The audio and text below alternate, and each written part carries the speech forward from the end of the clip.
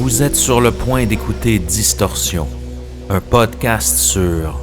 Vicki Lauren's mom, Sherry Smith, has spent every waking moment trying to get to the bottom of what happened to her daughter. While police say her death was an accident, the investigators she's hired believe that is not the case. Lauren Agee was camping on this cliff at Wakefest in July of 2015. When Lauren's friend Hannah Palmer woke up, Lauren was gone. At 4 the next day, her body was found by fishermen at Center Hill Lake. Des histoires étranges de l'ère numérique.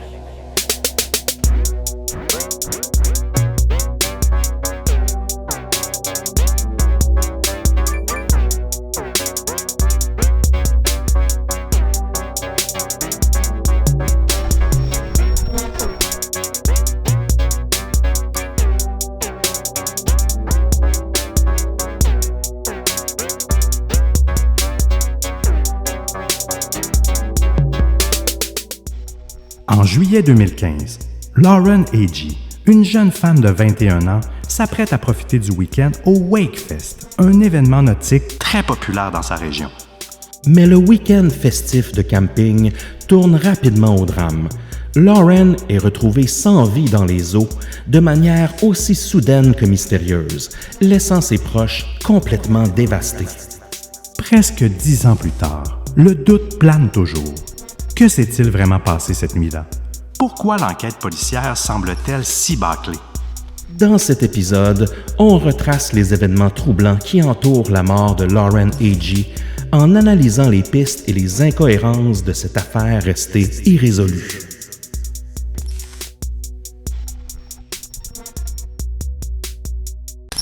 Sébastien Lévesque, comment ça va ce soir? Ça va bien et toi, Émile Gauthier? Ça va très bien parce que c'est déjà le dernier épisode de notre saison 10. C'est fou, hein, ça? Ah oui, on n'en revient pas, ça a passé tellement vite.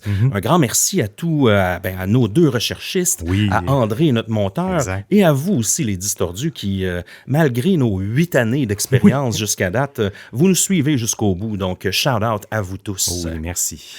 Mais on a aussi des belles nouvelles pour vous, c'est que on va pas s'arrêter complètement. Non. Il y a quand même quelques épisodes et même des surprises là, qui s'en viennent au courant de l'été, au courant des prochaines semaines. On a encore plein de contenu sur la table. On s'est dit que on n'était pas prêt tout de suite à partir en vacances. Non, donc, surveillez quand même nos fils de réseaux sociaux et autres. Surveillez votre application de podcast parce que on risque de revenir plus tôt que tard. Oh oui! Avec des nouvelles histoires. Absolument. On va étendre ça cette saison-là. Exact. Pour terminer la saison 10, Seb, on voulait retomber dans une histoire, je ne vais pas dire un peu plus classique parce que je veux rien diminuer à cette histoire-là, mais on voulait revenir sur une histoire un peu plus de meurtre irrésolu, de mort mystérieuse. Et celle de Lauren Agee, on l'a à l'œil depuis longtemps. On avait même commencé à l'écrire pour un chapitre de livre. Oui, c'est vrai. Finalement, il y avait trop de pages dans notre livre. Il avait fallu qu'on élimine quelques histoires. Et c'est une histoire qui passionne encore les internautes, encore maintenant. Un week-end de camping entre amis, une jeune femme dans la fleur de l'âge qui rencontre plein de gens, qui veut juste s'épanouir, mais on ne sait pas qu'est-ce qui s'est passé ce week-end-là. Mais ça a mal tourné. Il y a des pistes à suivre sur les réseaux sociaux, des informations contradictoires. Exact. Puis le boulot des policiers aussi qui est un peu questionnable. Ah oui, qui a été... bâclé, c'est peut-être fort, mais du moins qu'ils ont une vision tunnel. Oui. Comme on dit, si je peux interpréter un peu tout ça, vous allez voir, c'est fâchant encore une fois. On les aime, les policiers, mais quand ils bâclent leurs trucs, on est capable de voir que c'est bâclé, c'est toujours un peu frustrant pour les gens et même encore plus pour la famille des victimes la plupart du temps. Puis vous allez le voir là, dans le cas de Lauren, sa mère se bat encore aujourd'hui là, par rapport à ça. Oui, vous allez voir, c'est toute une histoire. Dites-nous ce que vous en pensez. Et qu'est-ce qu'on boit, Seb, pour passer au travers tous ces événements? Oui, on boit la Emporium, en fait la Hublot de la microbrasserie Emporium, qu'on aime bien, qu'on adore. C'est une New England IPA, elle est 7,2%, elle a des bons houblons de Strata, du Strata CGX. En fait, on dirait, j'avais l'impression de lire une fiche de cannabis parce qu'il y a plein de houblons que je connaissais pas. Il y a le Nelson Sauvin et le Koya Nelson, donc on dirait plein de mix, de fusion entre... On dirait des strains graines de cannabis. Exact. Et le Hop Keef, elle est excellente. Et cette bière-là, elle nous a été offerte par Tom Chiquan, qu'on aime bien. Tu es un grand fan de Distorsion, qui est même venu nous donner tout ça en main propre à Québec. Oui, au Petit Champlain. Exact. Donc, merci à toi, Tom. Toujours apprécié quand tu viens nous faire un beau cadeau comme ça. On a aussi une review 5 étoiles sur Apple Podcasts qui nous vient de Gros Buck. Yes. Il nous dit « Ce podcast est addictif. J'ai commencé votre podcast hier et je suis déjà rendu à l'épisode 3. Super podcast du Québec. » Yeah. Et là, Gros Buck, dis-toi que juste 3 épisodes par jour, c'est pas assez. Il y a 24 heures dans une journée. Donc, ça va en prendre plus pour nous impressionner puis impressionner les distordus hardcore. Oui. Là-dessus aussi, Seb, on a un after show pour nos abonnés Patreon au forfait Oui Monsieur. Vous allez voir, il y a tellement de contenu sur Patreon ce temps-ci, c'est fou. On sort des réactions à des documentaires. Dites-nous si vous avez des suggestions de contenu. Oui. Ça va nous faire plaisir.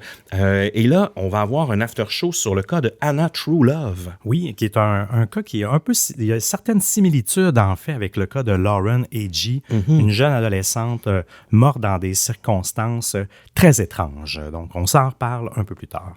Oh yes, je pense qu'on en a assez dit, Seb. Est-ce qu'on est prêt à se plonger dans l'épisode d'aujourd'hui? Oui, mais, Émile, parfois, comprendre les circonstances entourant certaines affaires mystérieuses, comme celle de Lauren A.G., bien c'est aussi complexe que de décrypter les offres des fournisseurs de services mobiles et Internet. T'as bien raison, Seb. On se retrouve souvent face à des zones d'ombre, des informations contradictoires, des petits caractères, puis on ne sait plus à qui faire confiance.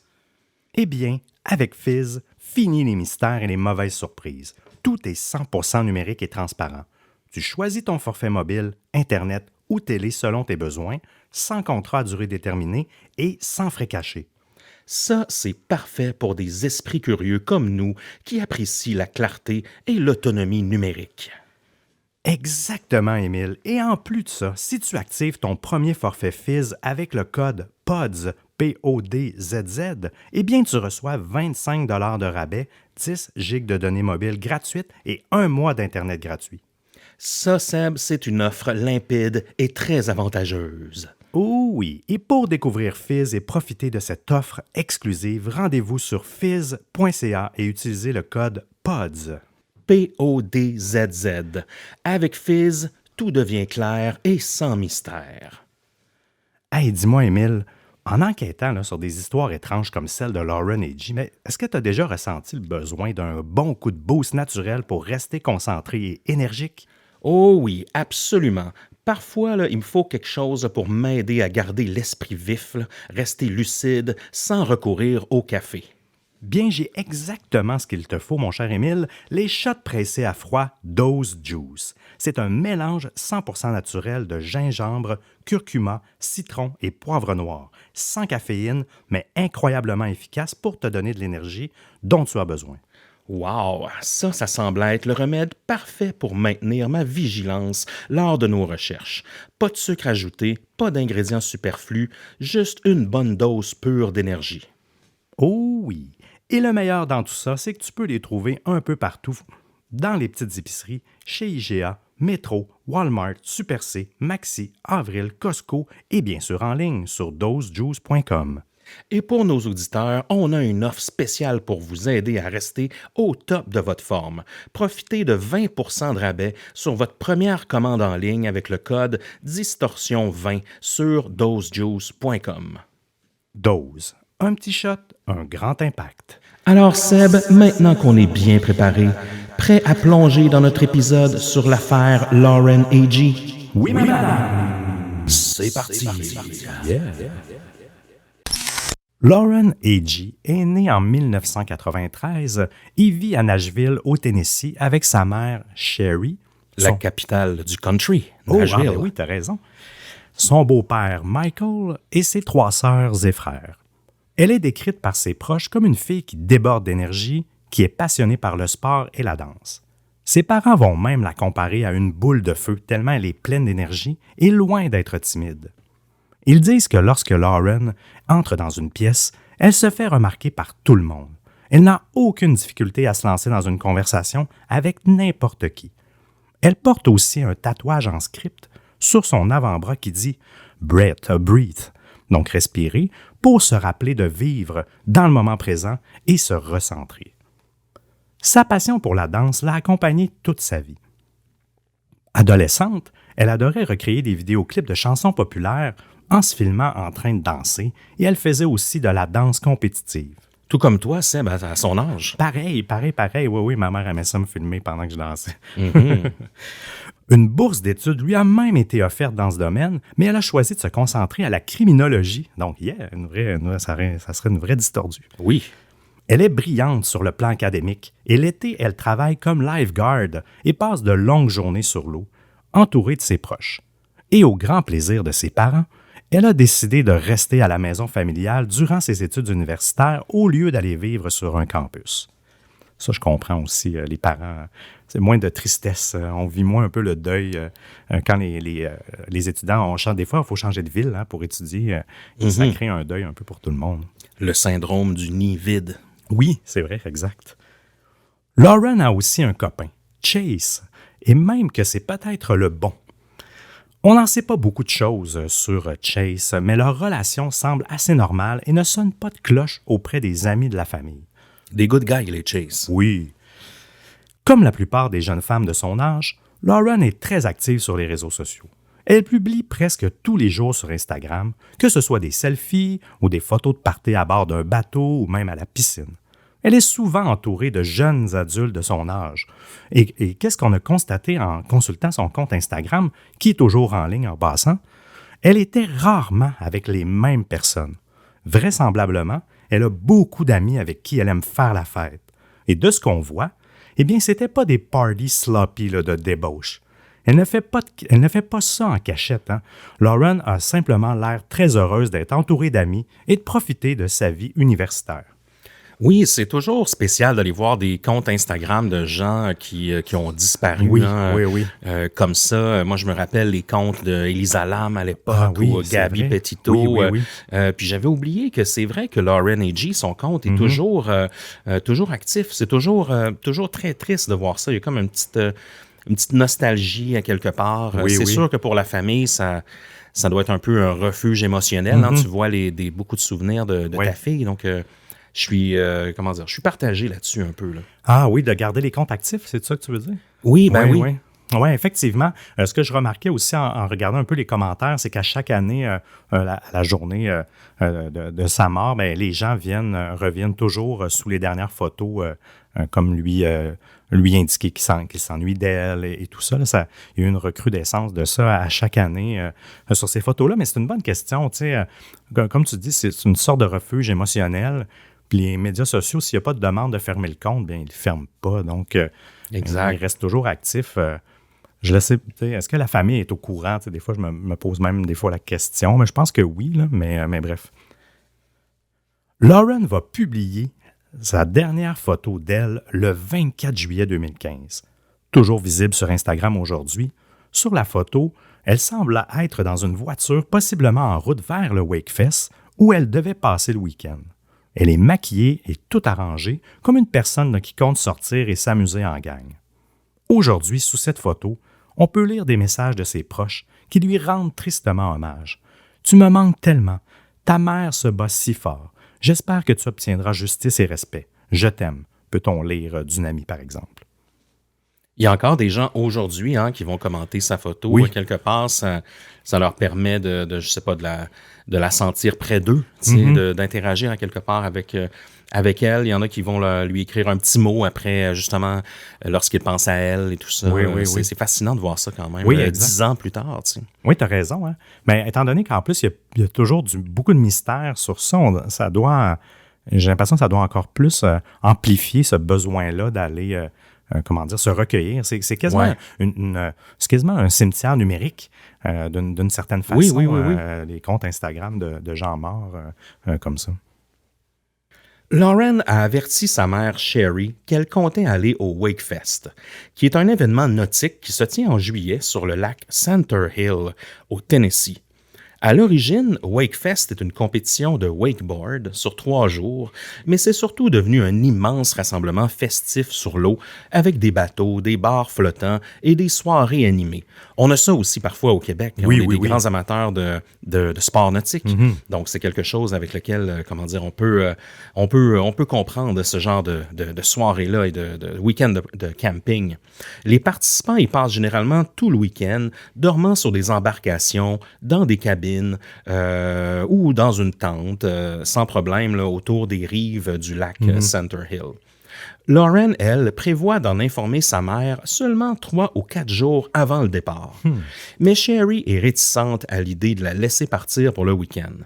Peut-être est-ce une intuition maternelle, mais elle ne se sent pas à l'aise avec le concept d'un festival sur l'eau, mêlant alcool et inconnu dans une atmosphère débridée. On voit que sa mère a une perception différente du Wakefest. Lauren la rassure en promettant qu'elle dormira dans une cabine, soit un petit chalet, mais comme on le verra plus tard, les choses ne se dérouleront pas exactement comme prévu. Le plan initial est d'arriver le vendredi et de repartir à un moment donné le samedi. Moi aussi, ça m'est déjà arrivé de dévoiler mes plans à la dernière minute à mes parents. Comme ça, ils sont un peu dans l'hésitation d'accepter ou pas. Mais tu sais, elle était quand même majeure, là, Lauren, à cet âge-là. C'est ça. Elle pouvait faire ce qu'elle voulait. Mais bon, quand on vit encore chez ses parents à cet âge-là, ça a du positif, mais c'est sûr que ça peut...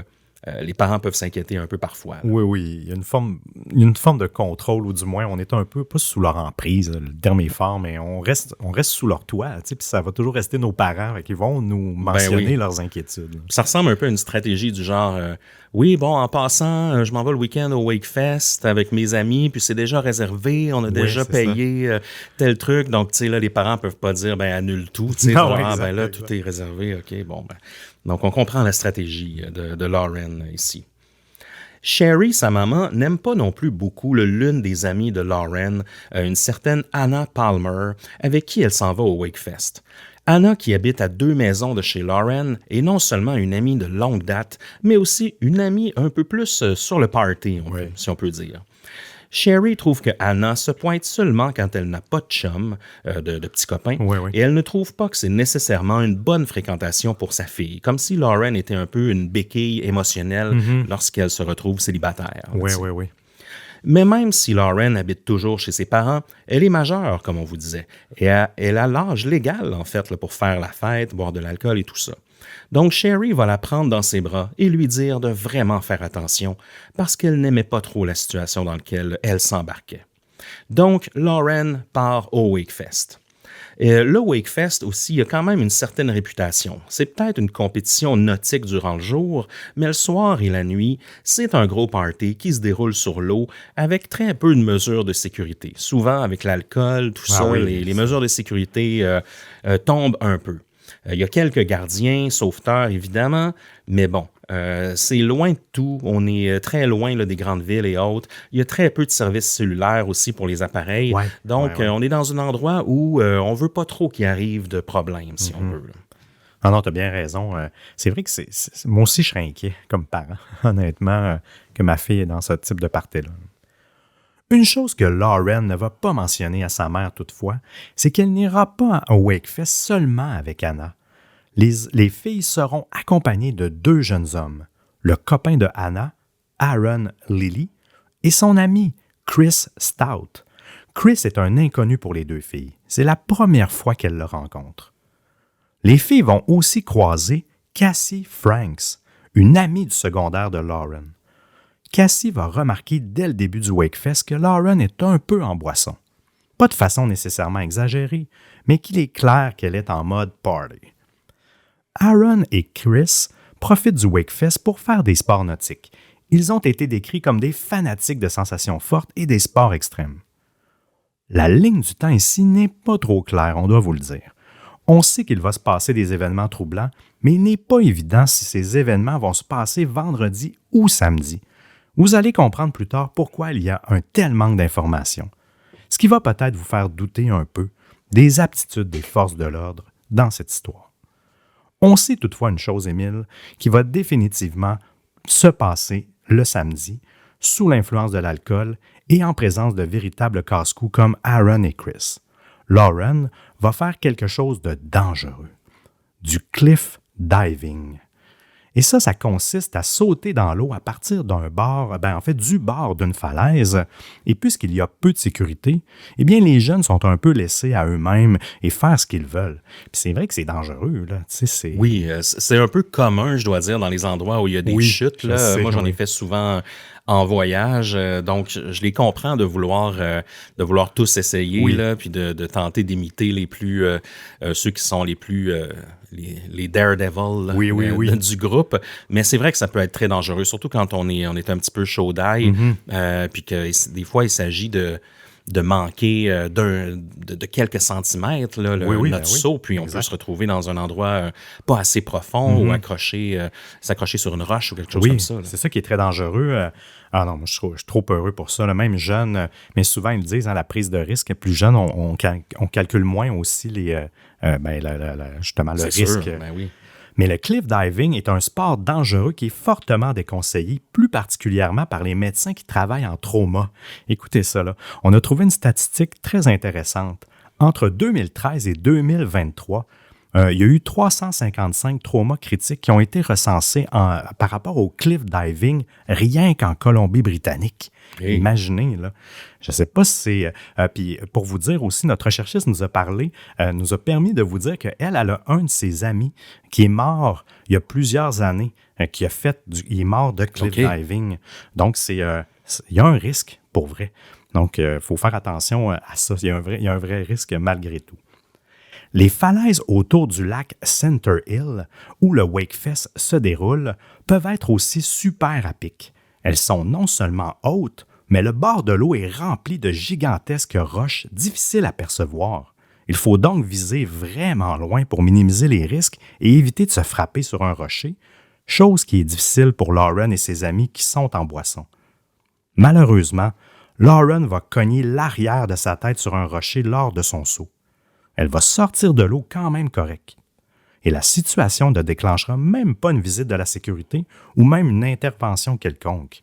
Donc, c'était pas un choc sévère de ce que je comprends. C'est ça un peu ce qu'on déduit, là, que peut-être une mini-commotion, mais il n'y a pas eu d'autre chose. Puis si on se fie justement aux paroles de sa propre mère, Sherry, qui raconte ce qui lui a été dit par des témoins de la scène, selon les amis de Lauren, elle aurait peut-être été sans connaissance pour quelques secondes après s'être cognée, mais que malgré son saut raté, et peut-être même une légère commotion, comme je te disais, mais elle va continuer à faire la fête avec ses amis aussi. Ils vont être filmés dans un bar, sur un bateau plus tard, dans la même soirée, bière à la main. Elle va être souriante et tout ça. Donc, comme s'il n'y avait pas eu tant d'impact que ça. Ça, c'est quand même risqué, hein, parce que des fois, on ne sait pas qu'on a fait une commotion cérébrale. Puis des fois, il peut avoir quand même des séquelles là, à court terme, là, genre petite perte de conscience, étourdissement, perte de mémoire même. Donc, c'est clair que d'enchaîner ça avec l'alcool. Alcool et autres, c'est peut-être pas recommandé. Là. Non, ça doit être... c'est sûr, un choc comme ça, c'est sûr que ça a dû avoir un impact. On poursuit dans cette soirée arrosée. On vous a mentionné l'ami de Lauren, une certaine Cassie qu'elle a croisée plus tôt.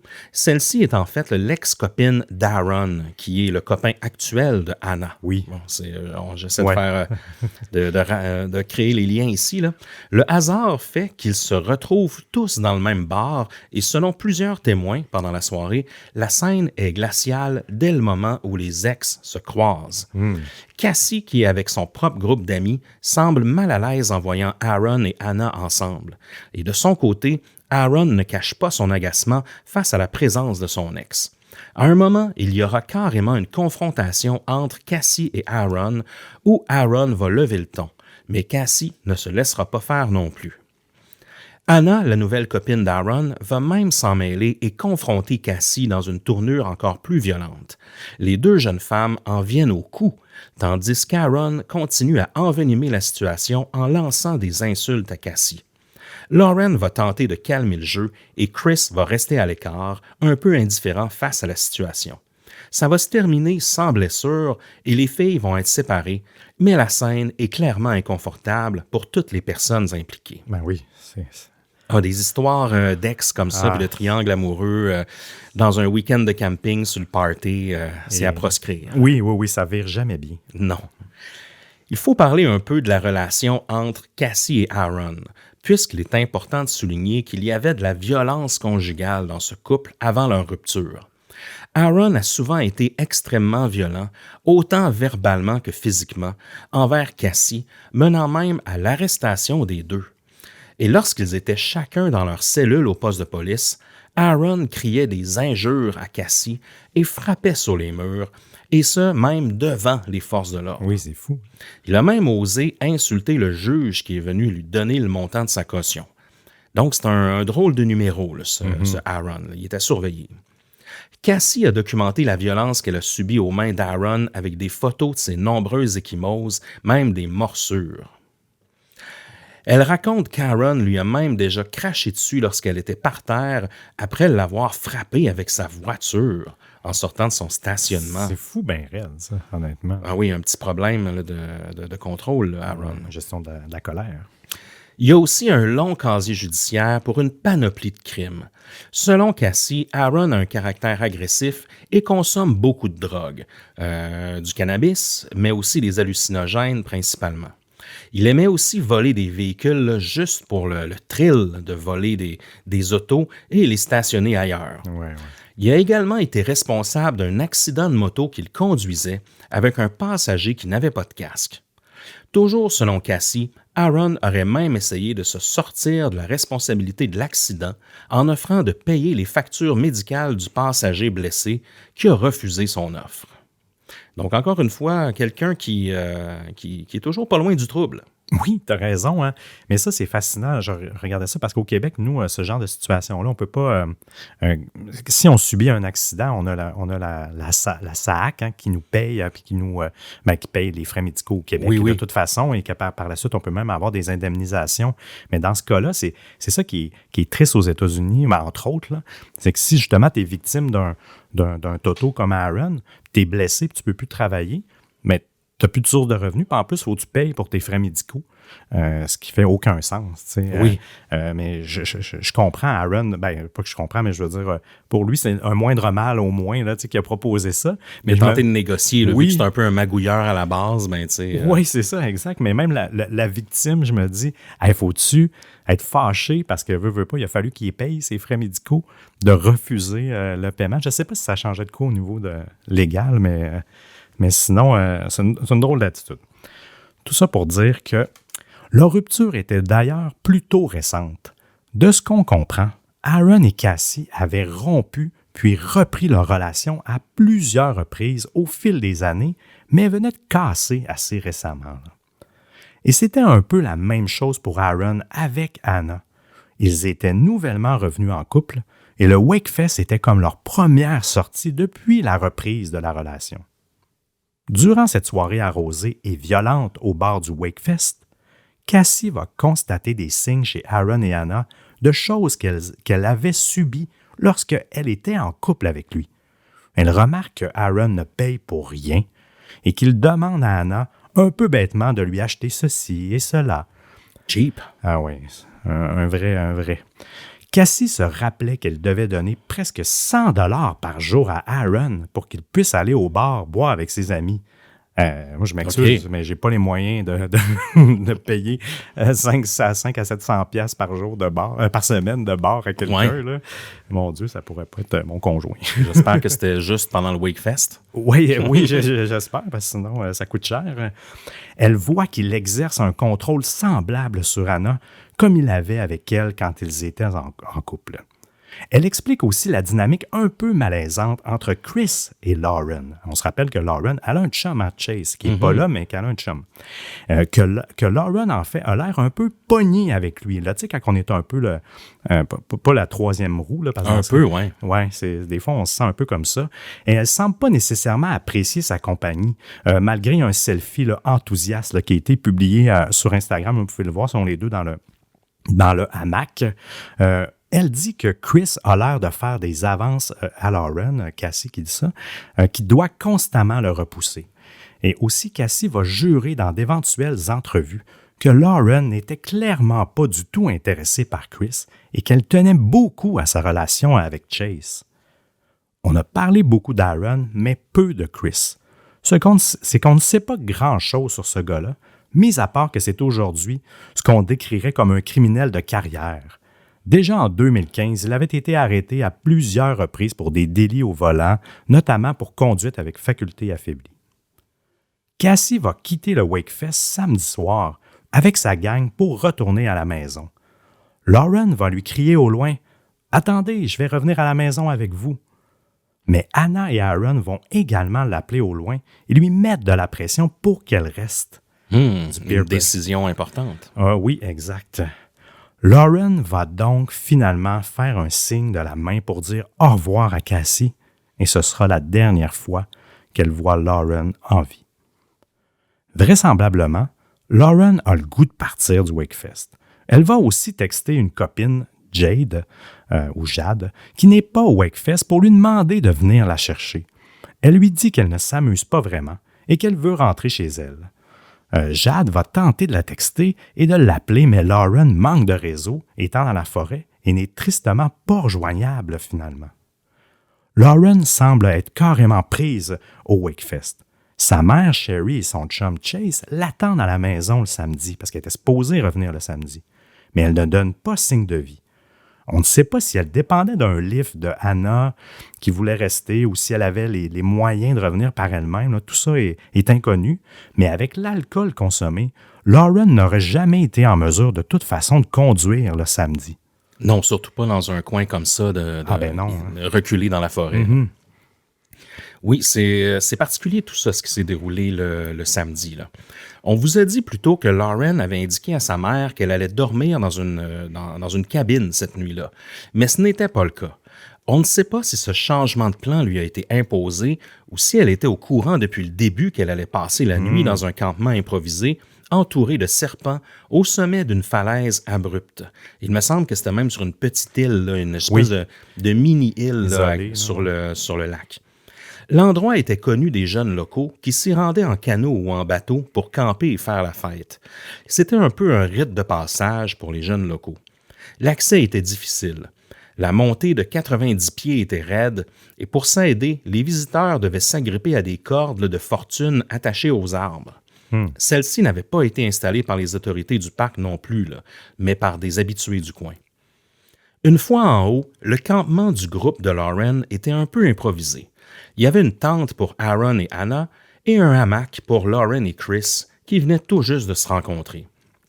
Le hamac était vraiment de base, là, du genre qu'on attache rapidement entre deux arbres et qui s'enroule presque entièrement autour du corps là, une fois que tu es allongé. Oui. C'est loin d'être idéal, encore moins pour deux inconnus.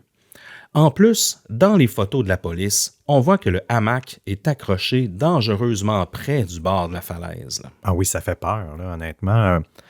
Si vous pouvez tomber sur cette photo-là, là, elle est je veux dire, moi, je ne dormirais pas là. Non, ben quand on le voit dans l'angle de la photo, il a l'air carrément suspendu au-dessus du vide. Là, puis il a l'air, il est très élevé aussi. On voit les installations du Wakefest un petit peu plus loin. Puis oui, il y a de la hauteur là, quand même sur le hamac. Là. On comprend maintenant pourquoi Lauren ne voulait peut-être pas passer une deuxième nuit là-bas. Même la première nuit, elle avait essayé de rester dans la cabine de Cassie, mais la cabine débordait déjà, alors il n'y avait plus de place.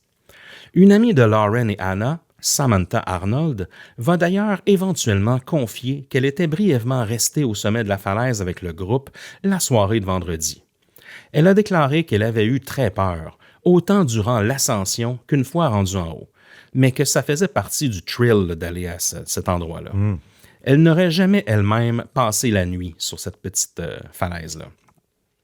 On a depuis vu plusieurs journalistes se rendre sur place et monter au sommet de la falaise avec beaucoup de difficultés. Ils disent tous la même chose, c'est déjà hyper difficile en plein jour, ça doit être extrêmement périlleux la nuit, encore plus lorsqu'on a bu un peu d'alcool. Et dans une vidéo prise le vendredi soir, aujourd'hui terrifiante, on voit le groupe se diriger vers la falaise en canot dans le noir et on entend Lauren dire en arrière-plan « On s'en va vers un death trap », donc un piège mortel. Un commentaire qui sera tristement prémonitoire. Oui, je l'ai écouté, là, puis ça pas que ça fait peur, mais c'est vrai que après coup, quand tu sais ça. J'en fais jouer un extrait. Gosh, this is crazy. We're going into a death trap. They are the words that will haunt Lauren. Donc, on l'a entendu un petit peu là, au début du reportage, là, « We're going into a death trap ».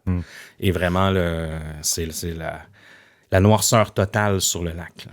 Ah oui, non, c'est vraiment dangereux. Comme on vous l'a indiqué plus tôt, le plan de Lauren était d'arriver au Wakefest le vendredi et de revenir à la maison le samedi. Mais Sherry commence à trouver ça long, là, déjà samedi après-midi, de ne pas avoir de nouvelles, et Chase, son copain, trouve aussi que c'est étrange. Mais Chase ne s'inquiète pas trop là, durant la journée de samedi, puisqu'il se dit que Lauren est sur des bateaux, qu'elle manque probablement de service pour son téléphone et qu'elle s'amuse. Il n'est pas très stressé. Mais là, le dimanche matin, Chase et Cherry vont s'appeler en fait, et vraiment commencer à s'inquiéter. Là. Il n'était pas du tout normal que Lauren ne donne aucune nouvelle, là, surtout concernant un plan qui aurait pu changer. Et on doit le rappeler, elle est normalement très active sur les réseaux sociaux et hyper facile à rejoindre. Il est extrêmement anormal qu'elle ne donne aucune nouvelle, ni à ses parents, ni à son copain, ou même dans une petite publication sur Instagram. Parce que même si le réseau n'était pas bon, il y en avait quand même. Tu pouvais te déplacer et tout ça. Là. Donc, si elle avait voulu vraiment les rejoindre, elle l'aurait fait. Là. C'est un peu ce qu'on comprend. Là. La plupart des fois, dans les disparitions, on le sait, là, les gens quand les gens ont l'habitude de nous aviser, puis là, on n'a plus de nouvelles, notre instinct le sait qu'il y a quelque chose d'anormal. On est maintenant dimanche matin vers 9h. Anna, Aaron et Chris vont se réveiller et constater que Lauren n'est plus là. Mais étrangement, ses effets personnels sont encore au campement sous son hamac. Son cellulaire, sa sacoche et ses gogoons, des tongs ou des flip-flops, là, tout dépendant comment vous appelez ça. Le groupe ne va pas trop se poser de questions. Il croit que Lauren s'est peut-être levée plus tôt pour retourner à la place plus centrale des activités du Wakefest. C'est un peu étrange hein, de se déplacer comme ça, sans canot au Wakefest et à 200 pieds de nage avec plein de bateaux qui passent. Disons que... Ouais, on y croit peu. C'est exact. Ils vont chercher un peu près du campement, mais sans plus. Ils vont tout simplement quitter les lieux et retourner au festival pour continuer à faire la fête. Ils ne vont dire à personne que Lauren est introuvable, ni à des amis, ni à la sécurité sur place. Et surtout pas à sa famille et à son chum qui sont déjà inquiets. Sherry va continuer d'essayer d'appeler sa fille durant la journée de dimanche, mais en vain. Il est maintenant 16 heures. 2 pêcheurs locaux, Lynn Blair et son fils Dylan, se promènent en bateau non loin du Wakefest. Ils se dirigent vers un petit recoin isolé du lac, qui est relativement près de la falaise où il y a le campement, mais qui n'est pas directement en dessous de la falaise. C'est à plusieurs centaines de mètres du campement. Alors qu'ils s'approchent, Lynn remarque quelque chose d'inhabituel flottant à la surface de l'eau. Une couleur vive attire son regard. Il y a une teinte rosée qui contraste étrangement avec l'eau sombre du lac. En s'approchant, la forme devient plus claire et il comprend avec effroi qu'il s'agit du corps d'une jeune femme vêtue d'un short rose. Dans la position où elle se retrouve, il n'y a aucune chance que la jeune femme ne soit encore en vie, la tête sous l'eau. Lynn va raconter plus tard avoir immédiatement pensé avec son cœur de papa, parce que Lynn, c'est L-Y-N-N, c'est un homme, en voyant le corps. Et que cette jeune femme, eh bien, elle avait une famille, des parents, pour qui la vie serait changée à tout jamais. Ah oui, je comprends donc. Un détective là, hors service, Chris Yarchuk, qui travaillait à l'événement Wakefest en tant que membre de la sécurité, se rappelle avoir croisé Lauren et son groupe dans les jours précédents. Il avait d'ailleurs remarqué que Anna, Chris et Aaron étaient plutôt discrets, contrairement à Lauren, qui dégageait beaucoup d'air. Il avait même observé le groupe partir en canot vers l'île et avait trouvé ça inquiétant en pleine nuit, avec très peu de lumière sur le lac. Yarchuk a été averti par un couple, Diana et Harry, qu'un corps avait été trouvé dans l'eau. Et là, on ne sait pas à 100% pourquoi ce couple était au courant. Ma théorie est qu'il s'agit du couple qui est venu en aide aux pêcheurs là, qui ont trouvé le corps pour contacter les autorités. Il n'était pas seul. Il était accompagné d'un autre policier qui travaillait aussi comme gardien de sécurité durant le Wakefest, Ryan Melançon. Ouais. C'est un sergent dans un autre comté, ce Melançon. Yarchuk et Melançon se sont immédiatement dirigés vers les lieux, mais ont rapidement constaté quelque chose de très étrange. Au loin, 2 hommes, Chris et Aaron, étaient déjà dans un canot également en route vers le corps, s'exclamant qu'ils croyaient que c'était leur ami. Ce commentaire a été jugé très louche par Diana, Henry, Yarchuk et Melançon, qui n'avaient dit à personne d'autre que la police qu'un corps avait été retrouvé. Ouais. Comment Chris et Aaron savaient-ils qu'il y avait un corps qui flottait sur le lac et pourquoi avaient-ils pensé que c'était Lauren tout de suite comme ça? Là? Exact, c'est bizarre. Là. Il faut souligner que même si Yarchuk et Melançon sont policiers, ils sont présents au Wakefest en tant qu'agents de sécurité, sont hors service, et le lac Center Hill ne fait pas partie de leur juridiction. Ils observent toutefois quand même la scène et prennent des notes sur ce qu'ils constatent, suivant leur instinct policier. Yarchuk regarde les marques sur le corps de Lauren et constate qu'elle a du sang derrière la tête ainsi que sur le dos. Elle flottait la face contre l'eau. Lorsque le corps de Lauren est retiré de l'eau, il observe une morsure près de la poitrine de Lauren. Bizarre, ça.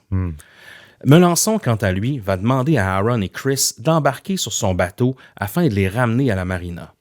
Mais son instinct de policier sera plus fort que lui et il va se mettre à leur poser des questions. Il va trouver leur comportement tellement étrange qu'il va enregistrer sur son téléphone des parties de la conversation avec les 2 jeunes hommes. Il trouve que le comportement de Chris, qui est assis à sa droite, particulièrement étrange. Chris parle nerveusement et déclare un peu sans filtre qu'il travaille avec des membres amputés à sa job. Un commentaire un peu étrange compte tenu du contexte. Il va également dire nerveusement à l'autre policier que lui et Lauren ont eu une relation sexuelle la nuit précédente. Ouais, c'est bizarre, ça aussi. C'est un petit peu trop d'informations, Oui, là, puis on ne sait pas si c'est vrai. Pourquoi dire ça à un gardien de sécurité si c'est pas pour expliquer pourquoi son ADN peut-être pourrait être retrouvé sur Lauren? Bizarre. Ryan remarque aussi que Chris n'arrête pas de regarder l'arme de service de Melançon. Il va lui demander « Pourquoi t'arrêtes pas de regarder mon arme? » Et là, il va répondre « J'essaie de trouver une façon de retirer ton arme pour que je puisse sortir de ce bateau, » répond Chris. Une déclaration, encore une fois, là, qui est très bizarre et qui glace le sang.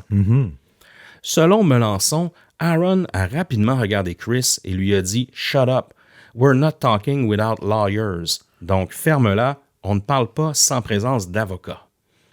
Étrange, hein?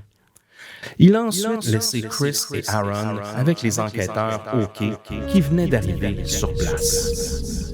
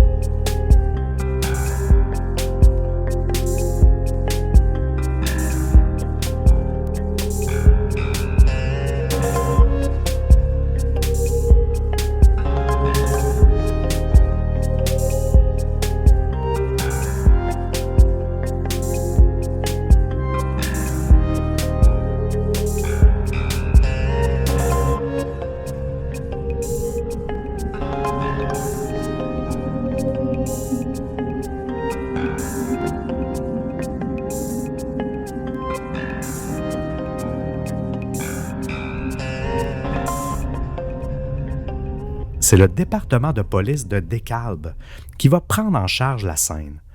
Yarchuk suggère aux policiers de faire un examen pour victimes d'agression sexuelle, le rape kit, là, Mais comme ce n'est pas son enquête, il ne peut pas non plus donner des ordres. Il dit baser sa suggestion après avoir observé des marques étranges sur le corps de Lauren. La police avertit Sherry vers 18h qu'il y a eu un accident avec sa fille et qu'elle doit se rendre à l'hôpital du comté près du Wakefest.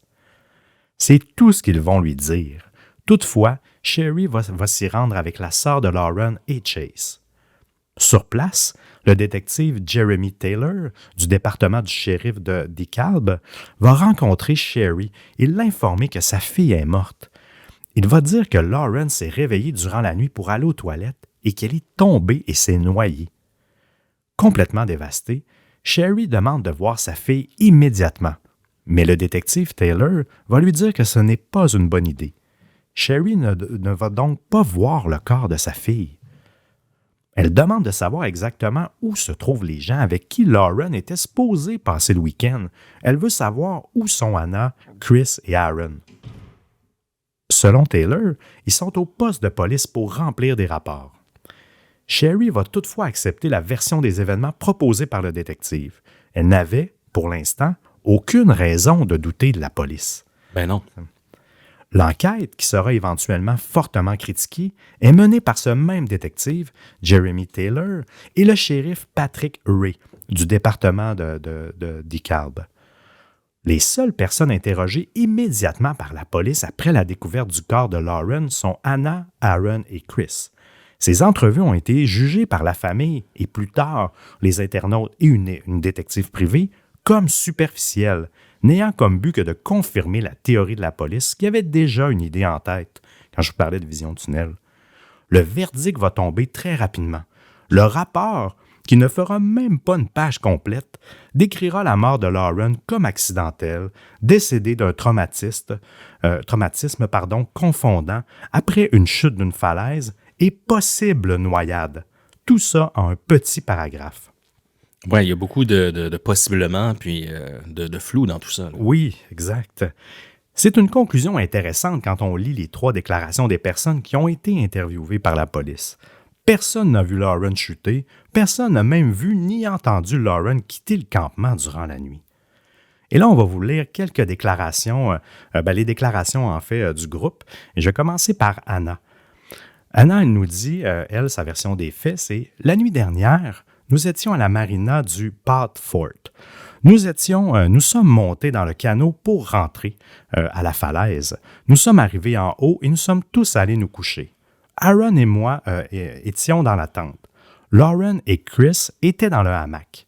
Quand nous nous sommes réveillés ce matin-là, Lauren avait disparu, mais toutes ses affaires étaient encore sur le campement. Nous avons pensé qu'elle pouvait être au Wakefest, mais elle n'y était pas. Nous sommes immédiatement retournés au campement en revenant du quai. Elle n'y était toujours pas. Mais ses affaires, oui. Je suis allé voir si elle était peut-être au bar et j'ai vu que les policiers se dirigeaient vers notre campement. C'est sa déclaration. Mm-hmm. Ensuite, je saute à Aaron, celui qui est violent. Lauren, je l'ai vue pour la dernière fois quand nous revenions du bar avec notre groupe. Elle avait pleuré à propos de son ex-petite amie que j'ai vue. Puis ça, c'est vraiment étrange. Puis même dans les retranscriptions, des fois, il y avait des passages qui étaient plus difficiles à retranscrire, sachez-le. Et elle avait dit qu'elle avait essayé de l'embrasser et qu'il avait refusé. Je l'ai vue pour la dernière fois vers minuit avant que Anna et moi allions nous coucher dans notre tente au campement. Mais ce qu'il faut noter, là, c'est qu'il y a des témoins qui ont vu le groupe quitter. On dit que le groupe a quitté plutôt à la fermeture du bar vers 2h du matin et non minuit. Mm-hmm. Ici, je vais vous parler du statement de Chris, mais lui aussi a été dur à déchiffrer, autant dans le langage, dans sa syntaxe, que dans ce qui était disponible, visible, mais j'y vais ainsi. Hier soir, Chris, c'est lui qui dormait dans le hamac, là, juste avec Lauren, pour vous situer. Hier soir, la fille est venue à notre campement quelques minutes en disant qu'elle retournait avec son ex-petite amie. Elle est restée très peu de temps. Puis, je me suis endormi. Puis il l'appelle la fille. Là, oui. Il l'appelle pas Lauren. Oui. On dirait qu'il prend une distance comme si il voulait insister sur le fait qu'il la connaissait peu. Là. Exact. C'est tellement irrespectueux. Là. Quand je me suis réveillé, elle était partie se coucher avec son ex ce matin. Et il a dit qu'elle était revenue après notre départ et qu'elle essayait d'être avec lui la nuit après que nous l'ayons vu au campement. Il a dit qu'elle essayait de l'embrasser devant sa nouvelle petite amie. Hey, mais c'est du n'importe quoi. Je veux dire, il n'y a jamais eu d'autres témoignages qui ont parlé d'ex. Là. Non, c'est ça, comme s'il la confondait avec Anna ou avec l'autre. Là. Oui, exact. S'il mélangeait deux histoires. Oui, puis ils ont tous le même scénario, encore une fois. Là, c'est ça qui est bizarre aussi. Là, ils ont eu le temps un peu, mais bon, ça, on va vous en reparler un peu plus tard. Là. Les deux gars ont donc avancé là, qu'un ex de Lauren était impliqué dans la nuit de samedi à dimanche, mais Anna n'a aucunement mentionné cette personne. On note aussi que Chris appelle Lauren « la fille » froidement et décrit une ligne de temps complètement décousue. À noter que pendant la disparition de Lauren, dimanche, Anna, Chris et Aaron ont tous été vus à faire la fête, boire et continuer le party comme si de rien n'était. Ouais.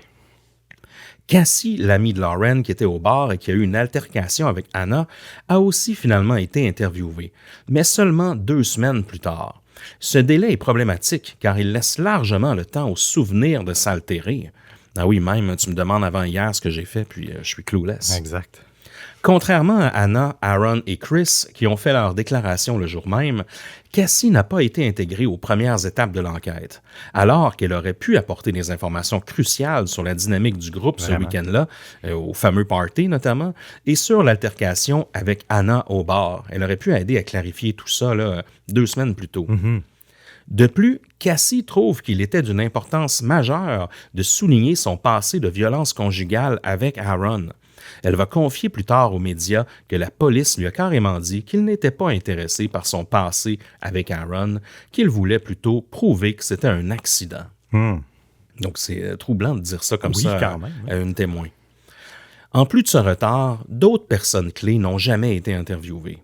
Les pêcheurs qui ont trouvé le corps n'ont pas été interrogés en détail sur la position du corps et sur l'état de la scène.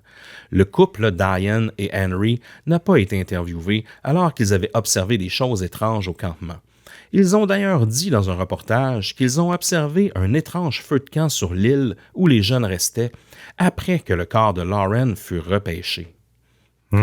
Clint, l'ex de Lauren, qui était aussi présent au Wakefest, n'a jamais été questionné, alors que son nom est sorti plusieurs fois là, dans les entrevues de Aaron et Chris. Ouais, c'est ça. On n'avait pas encore mentionné Clint, puisque ses interactions avec Lauren n'ont pas été rapportées. Aaron et Chris ont déclaré que Lauren avait voulu faire des avances à Clint samedi, une déclaration fortement contestée par les proches de Lauren, qui disent qu'elle était heureuse en couple avec son chum Chase. Un truc étrange, quand on est 2 dans un petit hamac et qu'une des personnes se lève, on doit certainement ressentir quelque chose c'est clair, ouais. qui bouge à côté. Mais malgré la théorie que Chris avance, que Lauren est quittée durant la nuit, il dit aussi n'avoir absolument rien ressenti d'anormal durant la nuit. Donc, c'est mystérieux tous ces témoignages-là. On dirait que personne veut vraiment dire l'état des choses. Non, exact, comme si c'était pas vraiment rien passé tant que ça. Là, exact. C'est ça qui est drôle, c'est qu'il parle toujours de l'ex, mais personne ne se questionne sur comment elle est décédée, dans le sens comment c'est arrivé. C'est étrange. L'autopsie de Lauren a révélé plusieurs blessures troublantes. Son corps présentait des fractures au doigt et au nez, ainsi que des ecchymoses et hémorragies sur le dos et les cuisses. Un traumatisme important a été constaté au niveau du cou et du dos, laissant supposer qu'elle a subi un choc violent avant sa mort. Mais la morsure observée par le détective Yorchuk, bien que photographiée, n'a jamais été listée dans le rapport d'autopsie. Et même si son corps a été retrouvé dans le lac, une très faible quantité d'eau a été retrouvée dans ses poumons et même 0 eau dans son estomac, ce qui est inhabituel habituellement pour une noyade. Ouais. Est-ce que Lauren était déjà donc morte lorsqu'elle est tombée? Il y a place à la possibilité d'une noyade sèche qu'on appelle. Mais même celle-ci n'a pas été décrite par la police dans son rapport. C'est simplement écrit « possible noyade » sans aucune autre explication. Plus tôt, on parlait de Ryan Melançon, le sergent là, qui était off-duty, qui aura conduit en bateau Chris et Aaron pour rencontrer les enquêteurs. Eh bien, Melançon était tellement convaincu que l'enquête avait été bâclée qu'il a tout fait pour contacter Sherry en vain. Les proches de Sherry voulaient la laisser faire son deuil et la protéger.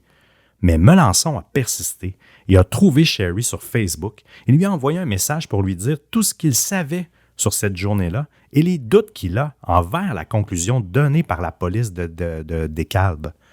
C'est en partie à cause de lui que Sherry a entamé ses propres démarches pour faire une autre enquête en parallèle en allant chercher l'aide de Sheila Wysocki, une détective privée.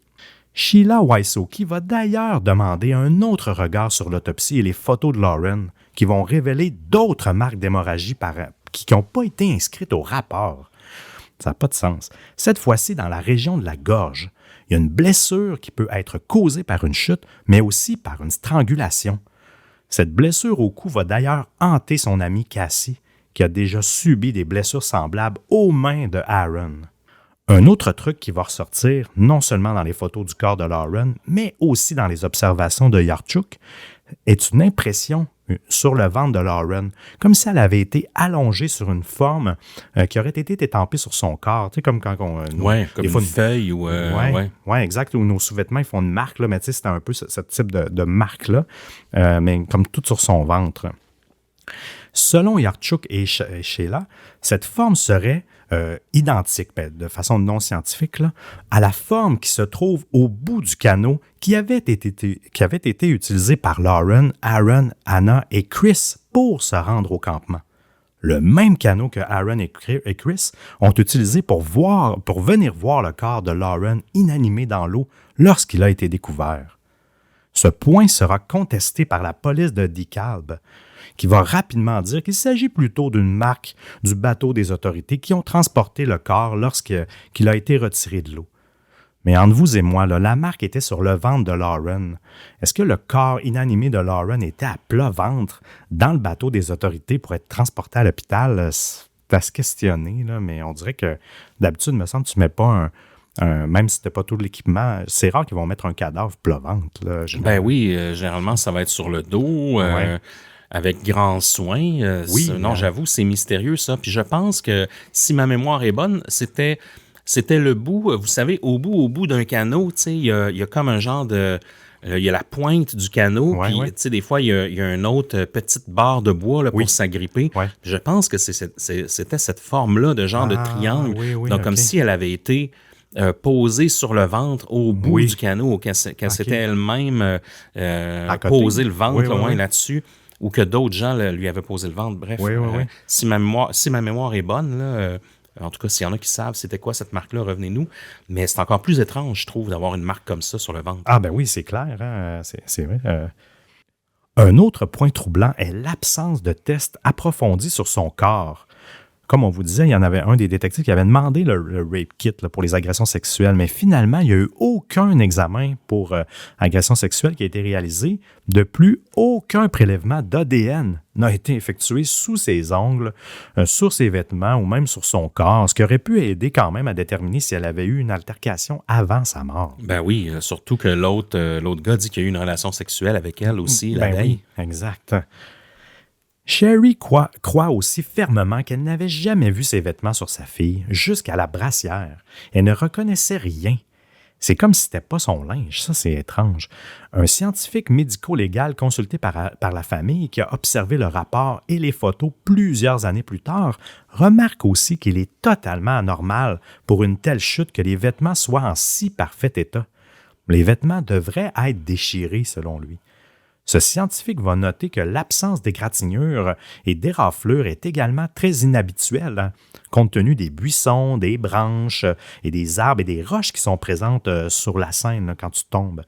Oui, puis elle a potentiellement été plusieurs heures dans l'eau, c'est vrai, selon la théorie qu'elle est tombée dans la nuit. Donc, tu sais, une fois que le corps est en repos sur l'eau, on s'entend, là, c'est pas l'océan, là, c'est un lac, il risque fort bien de frotter même pendant plusieurs heures. Il n'y a pas un immense courant. Là, vrai. Donc, juste en suspension, s'il y a des petites pierres pas loin, des roches et autres, c'est clair que ça crée des égratignures, des éraflures et des petites blessures. Ah oui, partout, quand tu tombes, tu te déboules, etc. Là. Et il remarque immédiatement, encore une fois, la morsure sur la poitrine de Lauren sur les photos, soulignant qu'il est incroyable qu'elle ne soit aucunement indiquée dans le rapport d'autopsie, la morsure. Il me semble que Chris avait déjà mordu quelqu'un. C'est là. Aaron qui avait déjà, Aaron, oui, qui avait justement déjà mordu Cassie dans le passé. C'est pour ça que ça fait plusieurs fois qu'on parle de morsure. Puis là, c'est quand même étrange qu'elle ait une morsure sur sa poitrine. C'est qui te mord sur la poitrine? Là. L'un des grands chocs de cette histoire, c'est que Anna, amie avec Lauren depuis l'enfance, Aaron et Chris ne sont pas allés aux funérailles de Lauren. Chris va même publier, après le week-end du Wakefest, une photo sur Instagram des trois avec le commentaire « Best weekend ever ». Ah, ça, c'est malaisant. Ça n'a pas de sens. Sherry a tout vu ça passer sur le web, constatant aussi que Chris a éventuellement modifié son commentaire pour Wakefest 2015. C'est bien déroulé cette année. J'ai rencontré de nouveaux amis qui ont fait que ça a été awesome. Bizarre.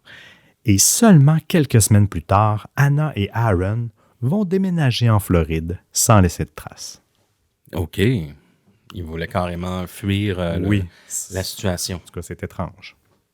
En ce qui concerne l'examen pour une potentielle agression sexuelle, le détective Jeremy Taylor a affirmé qu'il n'a pas été fait car Lauren portait un tampon au moment de sa mort.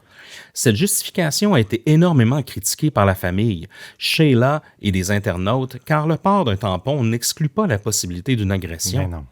Il croyait aussi que la décision de faire un tel examen devrait revenir au médecin, tandis que c'était plutôt à lui de donner l'ordre de le faire, chose qu'il ne savait même pas. Tout ça a été révélé lors d'une déposition en 2018, alors que Sherry a intenté une poursuite civile pour mort injustifiée. Cette poursuite avait pour but d'exiger des réponses de toutes les personnes impliquées. Convaincue que l'enquête officielle a été bâclée et que des preuves cruciales ont été ignorées, elle a poursuivi plusieurs personnes présentes cette nuit-là, dont Anna Palmer, Aaron Lilly et Chris Stout. Le but était aussi de forcer des individus à témoigner sous serment et d'obtenir des documents ou des éléments de preuve qui n'avaient pas été pris en compte lors de l'enquête criminelle. Lors de ces dépositions, le détective Taylor a avoué ne pas avoir écouté ni sauvegardé, imagine, les appels 911 signalant la découverte du corps de Lauren, ni interrogé les personnes ayant passé ces appels. Ça n'a aucun sens. Et là, c'est de base, là. C'est même... je me demande si même déontologiquement... Ça doit même, exact. Ça marche pas, là. Tout est documenté depuis des années. C'est vraiment bizarre. C'est comme de l'auto-sabotage. Oui, exact. De plus, il a reconnu ne pas avoir interrogé de potentiels témoins, comme les personnes sur les bateaux maisons là, à proximité du lieu où le corps a été retrouvé. Les gens qui habitent là, sur les genres de péniches là, sur le lac. Ça peut être des témoins intéressants. Eux, il y en a peut-être même qui ont des caméras sur leur bateau. C'est sûr. Des photos de l'enquête sont aussi sorties dans le cadre de la poursuite. On y voit Aaron et Anna au campement pendant que la police est sur place en train de photographier la scène. Mais pourquoi avaient-ils le droit de ramasser leurs effets personnels là, sur une potentielle scène de crime? Ça n'a pas de sens. C'est impensable que la scène n'ait même pas été sécurisée. Les dépositions ont aussi révélé que Anna, Chris et Aaron ont pu quitter le lac ensemble pour se rendre au poste de police pour donner leur déclaration écrite. C'est amplement de temps pour décider à trois quoi dire à la police, pour s'organiser. Des spécialistes en enquête policière ont déclaré que normalement, les trois auraient été complètement séparés pour éviter une telle situation. Et ça, c'était juste pour leur déclaration écrite. Les entrevues, un à un là, avec le détective Taylor, se sont déroulées au courant de la semaine. Encore une fois, amplement de temps pour se décider sur une version des faits. Ben oui. Donc, tu sais, ils brisaient un peu leur chance de peut-être trouver quelque chose qui cloche. Là.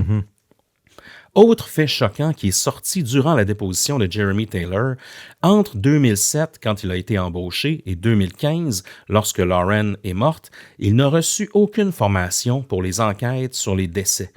Il n'avait aussi jamais enquêté sur un homicide. En 8 ans, aucune formation sur l'enquête d'un décès et aucune expérience avec un homicide. C'est fou pareil. C'est débile, hein? Dans les dépositions d'Anna, Aaron et Chris, le silence a été très révélateur. Ils ont tous invoqué le 5e amendement, refusant donc de répondre aux questions afin de ne pas s'incriminer lors des procédures judiciaires. Sherry a été extrêmement déçue de leur décision de ne pas parler durant les dépositions, trouvant cruel de ne pas l'aider alors qu'elle vit un véritable cauchemar intérieur. C'est sûr.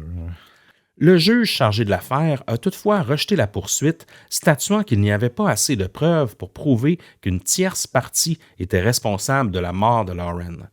Le juge a dit que les éléments fournis n'étaient pas suffisants pour établir la responsabilité légale des personnes visées, disant que c'était non scientifique. Il faut quand même noter que le rejet d'une plainte pour la mort injustifiée. Mort injustifiée, merci, ne signifie pas nécessairement que la mort a réellement été accidentelle ou sans faute, mais plutôt que les preuves apportées ne répondent pas aux critères juridiques pour engager la responsabilité civile des défendeurs. Cela a aussi été un coup dur pour Sheila Wysocki, la détective privée engagée par la famille pour trouver des réponses sur le décès de Lauren. Son travail a été un peu décortiqué par la procédure judiciaire, la faisant paraître comme une genre de mom détective, là, peu professionnelle, avec un grand manque d'expérience. Je dois avouer qu'à la place du juge, compte tenu de que tout l'ensemble des preuves est un peu bâclé, on dirait que je le comprends d'avoir pris cette décision-là, de ne pas avoir accepté la poursuite, parce que c'est vrai que quand on cumule les preuves qu'on a là, actuellement, c'est difficile puis étant donné qu'ils se sont tous réfugiés derrière le 5e amendement, mais ça fait en sorte que il n'y a pas plus d'infos. Ah oui, hors de tout doute, c'est sûr que c'est pas évident. C'est ça, là, donc je peux comprendre aussi la justice là-dessus, elle n'a pas le choix de faire ce qu'elle a à faire. Mais là, je vais vous parler un petit peu plus là, de la détective privée, là, Sheila Wysocki. Elle est devenue impliquée dans le dossier là, depuis 2016. Elle, c'est une détective privée américaine reconnue pour sa passion envers les cas non résolus. C'est une ancienne mère au foyer qui s'est tournée vers le monde de l'enquête après avoir contribué à résoudre le meurtre de sa colocataire universitaire. OK. C'est quand même... C'est ça, là, c'est pas juste une mom détective. Là, elle a quand même fait une enquête qui a contribué à résoudre un meurtre. Elle a plus d'expérience que le détective Taylor. Oui. Dès le début de son enquête sur la mort de Lauren, Sheila exprime énormément de doutes envers la conclusion officielle d'une mort accidentelle. Sa propre enquête va relever, selon elle, des incohérences pertinentes dans les blessures de Lauren, surtout celles au niveau du cou.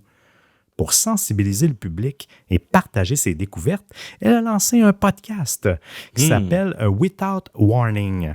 Oui, que je vous conseille d'écouter. Dont la première saison est dédiée à l'affaire de Lauren Agee. Elle a fait le tour de toute l'affaire, diffusant même des dépositions et des entrevues avec des personnes concernées. Alors, honnêtement, je l'ai écouté aussi, puis c'est vraiment bien. Là. Wysocki va soulever quelques incohérences concernant la mort de Lauren, dont l'endroit exact où son corps a été retrouvé. Il y a de nombreux tests avec des mannequins qui ont été faits au fil des ans, autant par Sheila que par d'autres policiers venant de d'autres départements qui trouvent aussi l'affaire louche. Selon leurs tests, qui ne sont pas scientifiques, là on s'entend, le corps de Lauren n'aurait pas pu se retrouver dans le recoin du lac à une centaine de mètres en raison du courant qui est dans l'autre direction et qui est très calme durant la nuit. Là, vous n'avez pas la photo sous les yeux, mais le campement qui est situé en haut et l'endroit où son corps a été retrouvé sont quand même à une certaine opposée. Et avec la direction du courant qui se dirige plus vers le bas, si elle était tombée de cette façon-là, mais son corps ne se serait pas retrouvé c'est difficile à expliquer, mais vers le haut de l'autre sens. Donc, c'est vrai qu'il y a une incohérence aussi versus où elle a dormi, versus où elle était supposée de tomber et où le corps a été retrouvé. Il y a aussi la falaise en question. D'un côté, il s'agit d'une chute de 90 pieds. Ça c'est 28,4 mètres environ. Mais son corps, comme je vous dis, a été retrouvé de l'autre côté où la chute n'est pas à pic. C'est plutôt une descente de 35 pieds, ce qui est 10,6 mètres environ. Et bien que ce soit une bonne descente, mais il y a plein d'arbres, de buissons, de roches. Encore une fois, selon Sheila et bien d'autres gens qui ont fait le test avec les mannequins, le corps de Lauren ne se serait pas rendu jusqu'à l'eau. S'il était tombé de où ce qui était supposé tomber, il aurait été stoppé par les arbres. Donc, Sheila ira même jusqu'en Floride pour aller interviewer Anna, là, qui se sont sauvés un peu là, avec Aaron, peu de temps après le décès de Lauren. Lors de leur entrevue, Anna maintient la version des faits qu'elle a donnée à la police. Selon elle, tout le monde s'est endormi sans incident après être retourné au campement et elle n'a rien remarqué d'anormal durant la nuit. Très étrangement. Ah oui, hein? Oui, c'est ça, le garder, tu sais, sont tellement louches, là. Très étrangement, Sheila déclare que durant l'entrevue, Anna a reçu un appel d'Aaron et qu'elle l'a entendu dire au bout du fil « Stick to the story ». Donc, tiens-toi-en à l'histoire. Oui, bien sûr. Sheila affirme aussi que sur les réseaux sociaux, des choses odieuses et fausses sont dites à propos de Lauren un peu partout où les gens discutent de l'affaire. Elle dit, sans toutefois le prouver, que ces fausses informations viennent d'une adresse IP sur la même rue en Floride où Anna et Aaron résident. Quel hasard. Coïncidence. Oui. Ça fait le tour, Seb, un peu de la chronologie des événements, Oui. de ce mystère, de cette mort atroce de Lauren Agee. Il y a des théories maintenant qui existent, évidemment, avec une enquête comme ça qui est pas très solide. Ça laisse place à tellement de flou puis de scénarios que c'est clair qu'il y en pullule sur le web. Sur Reddit particulièrement, plusieurs théories circulent sur la mort de Lauren et beaucoup de gens ne croient toujours pas que ce soit un simple accident. Une théorie populaire évoque l'homicide, suggérant que quelque chose aurait mal tourné avant qu'elle ne chute. Les comportements et déclarations extrêmement étranges de Chris et Aaron dans le canot avec Ryan Melanson ont mené certains internautes à penser qu'il y a peut-être eu une altercation. Lauren aurait pu être poussée de la falaise, mais la théorie qui revient est qu'il y a eu une agression et que son corps a plutôt été déplacé au recoin du lac pour avoir l'air d'un accident. D'autres pensent que l'alcool ou des substances auraient pu jouer un rôle et que la noyade sèche pourrait réellement être en cause, mais que le groupe aurait paniqué puis déplacé le corps de Lauren. Ça se peut, hein? La mort de Lauren Agee reste entourée de mystères et de questions sans réponse. Officiellement classé comme un accident, son décès a pourtant soulevé de nombreuses incohérences qui laissent planer le doute. Des témoignages superficiels, une enquête jugée insuffisante et des éléments troublants ont poussé sa famille à chercher la vérité par ses propres moyens. Et presque 10 ans plus tard, le sentiment d'injustice demeure. S'agit-il vraiment d'un accident tragique ou d'une vérité enterrée? Si la mort de Lauren Agee est réellement un accident, où sont les preuves qui confirment cette conclusion? Pourquoi le dossier est-il fermé quand on ne sait toujours pas ce qui s'est passé? Ce qui est certain, c'est que l'histoire continue de fasciner les internautes. Sa mère, Sherry, accompagnée de la détective privée, Sheila, promettent qu'elles ne vont jamais baisser les bras et vont continuer à persévérer pour peut-être un jour comprendre ce qui s'est réellement passé au lac Center Hill lors du Wakefest de 2015. Donc, on n'en sait pas plus maintenant, mon cher Seb. Toi, est-ce qu'il y a des théories ou des hypothèses qui réussissent à te convaincre? C'est pas nécessairement... moi, j'ai l'impression qu'il y a eu où ce que je penche beaucoup, c'est que la morsure de Aaron me perturbe, mais j'ai l'impression qu'il s'est passé que Chris s'est essayé sur elle, elle a refusé ses avances, ils se sont peut-être obstinés, puis il est tombé. Puis là, mais c'est vrai que là, d'après ce qu'ils disent, que le corps ne peut pas être tombé selon ses blessures. Fait que là, mais est-ce qu'ils se sont bagarrés? Elle a pu tomber quand même à quelque part, se cogner, tout ça. On dirait que j'ai l'impression qu'il y a eu une altercation puis qu'il y a quelque chose qui a mal viré. Mais j'ai pas l'impression, malgré que j'ai une petite part que ça se peut que ça soit un accident. Puis même notre chercheuse qui a travaillé sur l'épisode, elle aussi, là, c'est ça qu'elle nous disait, qu'elle bascule dans les théories, puis qu'elle se dit aussi que ça peut être un banal accident aussi. Mais étant donné, moi, ce qui me fait douter quand même de cette théorie-là, c'est les peu de marques des égratignures et tout ça sur le corps. Mais on dirait que c'est Chris, malgré tout ça, que je trouve le plus louche, même s'ils ont tous maintenu la même version, évidemment, mais où il a été utilisé comme pantin dans l'histoire, dans le sens que, on va te dire que t'as couché avec. Mais malgré, c'est juste lui qui a dit ça. Puis si je reviens à l'histoire du tampon, pas que tu peux pas faire l'amour quand t'es menstrué, mais on dirait que ça aussi, je trouvais que ça ajoutait un autre élément qui ne fit pas avec son histoire. Tu sais, une fille qui connaît pas beaucoup un gars, puis là, je veux pas généraliser, généralement, c'est pas sa période préférée pour faire des nouvelles découvertes quand t'as besoin d'un tampon. Donc, on dirait que tout ça fait en sorte que ça marche pas, leur histoire. Mais j'ai de la misère à mettre le doigt, mais j'ai l'impression que c'est une chicane qui a mal viré. Je sais pas, toi, comment tu vois ça. Hein? Oui, on dirait que j'ai de la misère à croire au meurtre prémédité. Puis, j'ai de la misère à me dire, est-ce qu'il y a quelqu'un qui en voulait à Lauren à ce point-là? T'sais? Mais on dirait que j'ai l'impression que c'est peut-être un accident gênant, un accident malaisant, qui implique d'autres gens, de la bande d'amis.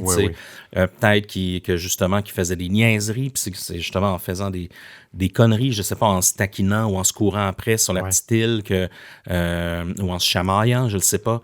Mais j'ai l'impression que, étant donné qu'il y a un peu une loi du silence, qui ont plaidé le 5e amendement, que les versions sont plus ou moins contradictoires, tout ça, la drôle d'attitude aussi lors du voyage de canot avec les deux policiers. J'ai l'impression qu'il y a clairement quelque chose de secret là-dedans. Je pense que c'est sans doute un accident gênant, impliquant d'autres personnes, impliquant des mauvaises décisions. Puis qu'ils essaient de camoufler, en fait. Mais j'ai l'impression qu'on ne le saura pas tant qu'il n'y a pas quelqu'un qui va l'avouer. Oui. Tant que ça ne nuira pas au sommeil de quelqu'un à un point qu'il soit capable de peut être capable de vivre avec ce secret-là. Est-ce que ça va arriver? Je ne le sais pas, mais je penche un peu vers ta théorie. J'ai l'impression que c'est ça. C'est sûr qu'ils n'ont pas voulu. J'ai pas l'impression qu'ils ont voulu la tuer. C'est presque sûr que non. Là. C'est un banal accident.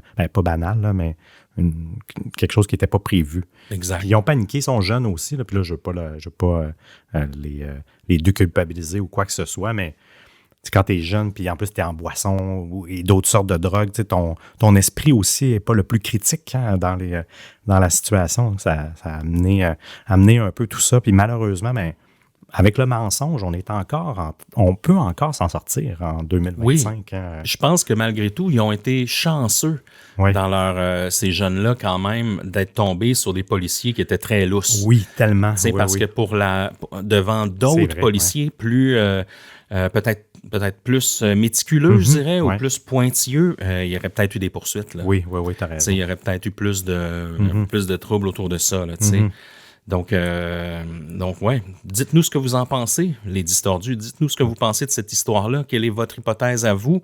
J'espère que vous avez aimé cette saison 10 aussi. C'est vrai. On va revenir. Puis d'ailleurs, restez pas trop loin parce qu'on a encore quelques épisodes dans le four là, pour les prochains mois. Donc, on sera pas trop loin. On veut aussi remercier, évidemment, vous-même, les distordus. On veut remercier André, notre monteur, nos 2 fabuleuses recherchistes anonymes. Shout-out à vous qui font en sorte que vraiment, on a élevé la qualité de nos épisodes cette saison-ci. Donc, c'est vraiment super. Et pour terminer, remercions nos chers membres Patreon, les actionnaires de Distorsion. Je te laisse commencer, Seb. Oh oui, un gros high five à Maude SC, à Isabelle avec un Z P, à Marie-Ève D, Suzanne M et Mathieu. Aussi un gros câlin à Émilie B, à Cassandra L, à Maude, à Marie-France R et à Jonathan J. Un gros câlin à Pete C, à Myriam M, à Aïda M, à Marie-Pierre D et à Julie M. Un gros shout-out à Clolab, à Charlotte B, à Marie H, à Léandre P et à Gab. Et je conclus l'amour et les remerciements à Chloé L, José G, Isabelle L, Emmanuel B et Tristan P. Merci à vous. Merci tout le monde pour la belle saison.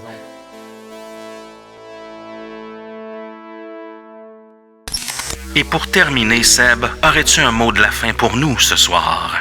Si jamais vous êtes invité à dormir dans un hamac au-dessus d'une falaise, pensez-y 2 fois, et peut-être même 3.